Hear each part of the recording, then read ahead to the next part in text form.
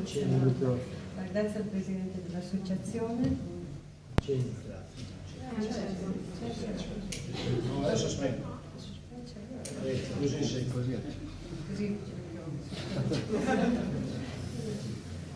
Grazie al Presidente dell'Associazione e all'Associazione stessa.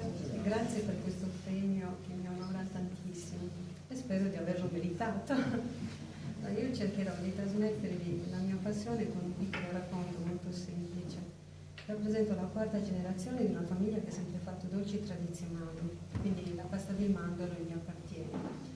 Sono cresciuta respirando i profumi delle mandorle e degli aromi, però a me piaceva fare ceramica, gioielli e quindi mi tenevo sempre a distanza da quello che era il lavoro familiare.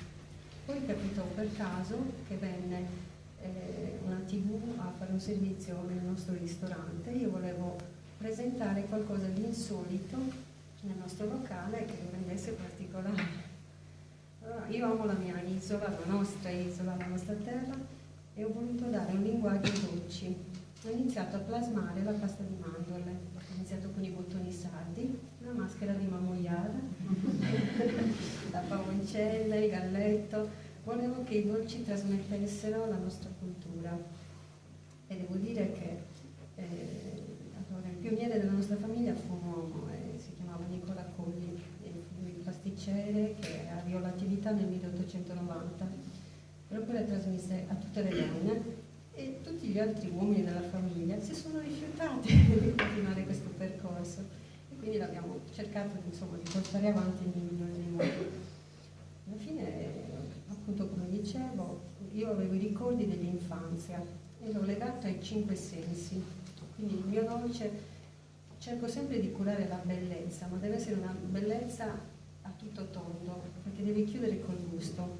Quindi ho ottenuto la ricetta familiare, cercando di dare nuova forma ai dolci nel linguaggio e cercando di avviare un progetto sulla filiera della mandorla e recuperare i mandorletti che da sempre erano presenti ad Oliena. Quindi mi sono legata un po' anche a Laure e a 2 ragazzi, un agronomo e un ragazzo che voleva lavorare le mandorle, e abbiamo avviato, siamo all'inizio, stiamo facendo i primi passi, la filiera della mandorla e il recupero appunto dei mandorletti, perché non si può chiamare un dolce sardo se non è fatto con il prodotto base che è la mandorla, e non c'è un paese in Sardegna che non abbia un dolce di mandorle, però purtroppo il mercato ora impone mandorle californiane e quando tutto va bene sono pugliesi.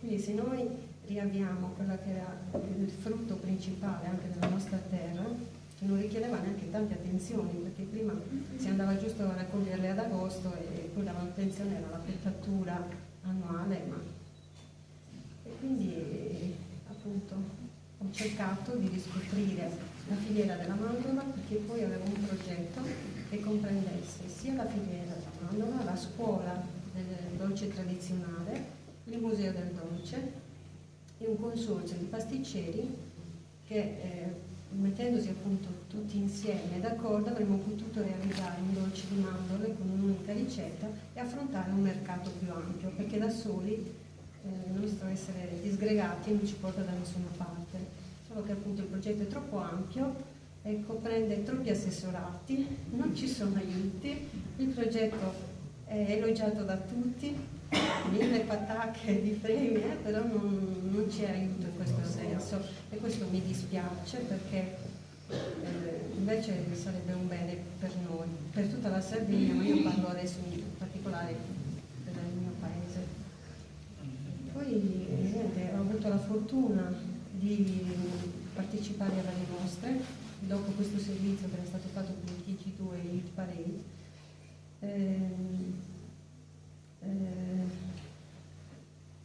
Sono stata invitata al Museo MAN, al Museo MART e ho fatto un percorso museale, i dolci sono partiti proprio come percorso museale e comunque trasmettevano emozioni, la gente, devo veramente ringraziare di cuore chiunque è sempre venuto a trovarmi nelle mostre, perché sono riuscita a catturare l'attenzione di tutte le fasce d'età, quindi dai bambini agli anziani, ai giovani. Ho avuto questo riconoscimento che per me mi riempie il cuore, perché vedere le persone che ammirano il lavoro escono con le lacrime agli occhi, insomma, mi fa piacere. Ora, qua non vedrete quei lavori, ho portato giusto 2 cose che parlano dei gioielli, dell'evoluzione anche della pasta di mandorle. Poi è capitato che mi hanno invitato a una mostra che ho realizzato in 3 punti in Sardegna, Galanias, a Cagliari, Alghero e a Nuoro, e c'era in Sardegna Vittorio Sgarbi che cercava artisti da invitare poi all'Expo. Quindi quando è entrato al Museo Tribu a Nuoro, ha visto i miei dolci, ha voluto conoscerli. Da lì l'invito a un concorso che si tiene a Castellabate tutti gli anni, realizzato da questa associazione Pio Alferano, e io, per la verità, sono molto semplice in questo. Ho mandato il dolce non andando, nonostante l'invito, a portarlo, e mi arrivò la chiamata che avevo vinto il premio del presidente, il presidente era Vittorio Sgarbi. Quindi insomma, mi faccio piacere. Da lì l'invito all'Expo. All'Expo avrei dovuto portare un dolce che sarebbe dovuto andare nel settore artisti contemporanei. Io volevo parlare della mia isola e il tema era l'albero della vita, e ho scelto come rappresentazione dell'albero della vita su Covone Frodi di Fogni, perché è una rinascita e quindi per me racchiudeva quello che era veramente l'albero della vita, che ci rappresentasse al meglio. E a questo ho approfittato, dovevo mandarne uno, poi mi sono allargata e ho mandato le 10 colonne che compongono l'albero della vita, quindi la bellezza, la saggezza, e su ogni campana ho messo all'interno un simbolo della Sardegna, quindi la pavuncella, il gallo, le filigrane. Quando arrivarono le scatole in legno lì all'Expo, anziché andare a finire nel settore artisti contemporanei, Sgarbi decise di inserire questi miei elementi all'interno della mostra, che racchiudeva tutta l'arte dal 300 al 900, e scrissero sul giornale che ero l'unica artista viva all'interno. Quindi stavo incrociando per sperare che mi portasse fortuna. E poi da lì un invito sempre a Valenza, una mostra di gioielli bellissima, dove c'erano veramente artisti di gran livello. E poi sono stata invitata ancora prima ad una mostra realizzata dal dottor Pino Basile, che ha realizzato a Posada, che veramente non era meno, anzi, quella di Valenza, anzi io ero molto più legata alla sua perché erano i nostri gioielli. Era una bellissima mostra. E questo è il mio percorso.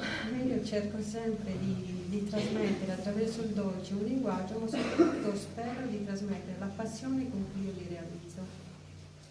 Quindi grazie di cuore per questo premio, grazie a voi tutti per essere venuti ad onorarci.